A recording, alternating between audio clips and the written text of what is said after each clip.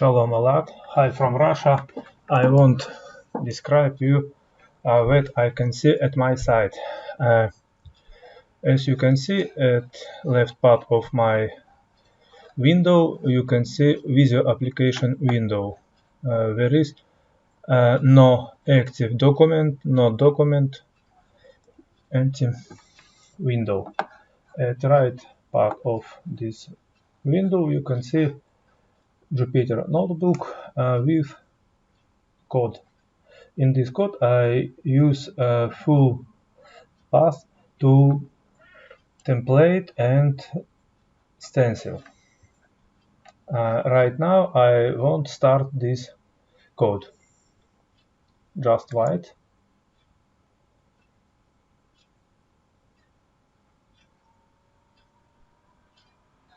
You can see new document based on this template and this stencil, and at left part of this window, and new shape which dropped on page, renamed page, and this shape are recolored.